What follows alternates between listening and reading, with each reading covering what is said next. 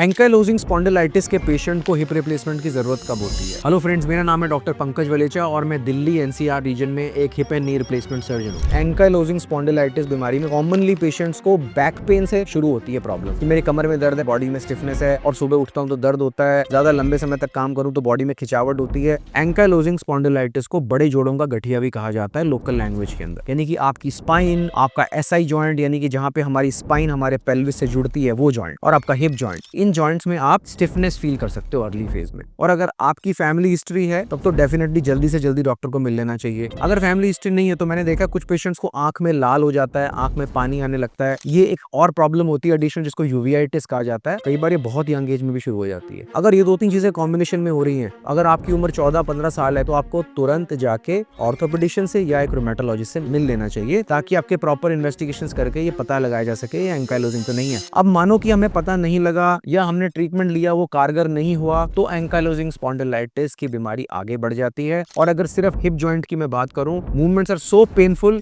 कि बेड में करवट लेना और उठ के टॉयलेट तक जाना तक मुश्किल हो जाता है 20-22-25 साल की उम्र में भी। इस स्टेज में मैंने देखा है कि ये यंग लड़के सोचते हैं कि भाई अब तो मुझे किसी बाबा के पास चले जाना चाहिए, कोई चमत्कारी इलाज करा लेना चाहिए, कोई जड़ी बूटी खा लेनी चाहिए जिससे मैं ठीक हो जाऊं। ऐसे में अक्सर टाइम वेस्ट होता है। और मुझे एक पेशेंट की हिस्ट्री याद है, इनकी एज होगी करीब 27 साल। इन्होंने कहा कि सर मुझे पता लग गया मुझे एंकाइलोजिंग है और मेरा जो एंकाइलोजिंग स्पॉन्डिलाइटिस है ना उसमें बड़ा दर्द था मुझे। फिर मैंने ट्रीटमेंट लिया ऐसे ही लोकल नॉन साइंटिफिक और मेरा दर्द ठीक हो गया, तो मुझे लगा मैं ठीक हो गया। बट आप जानते हैं एक्चुअली क्या हुआ उनके साथ? उनका हिप जॉइंट फ्यूज हो गया, यानी कि हड्डी बन गई। अब एंकाइलोजिंग स्पॉन्डिलाइटिस जब हिप में हो जाता है तो उसकी एक खास बात है, अगर एंकाइलोजिंग है तो मूवमेंट के साथ पेन होगा, अगर मूवमेंट गई तो पेन गया। तो आप ये ऑब्जर्व करोगे अगर आप एएस के पेशेंट हो कि मेरा अगर दर्द जाता जा रहा है साथ साथ मेरी मूवमेंट भी तो नहीं जा रही कहीं, because if I am losing movement then my hip joint is getting fused. और अगर हिप जॉइंट फ्यूज हो जाता है तो डेली रूटीन की एक्टिविटीज बहुत मुश्किल हो जाती है। तो अगर आपकी बॉडी में स्टिफनेस प्रोग्रेसिवली होती जा रही है, please start your treatment before it gets too late. और आपके मन में भी कोई ऐसा सवाल है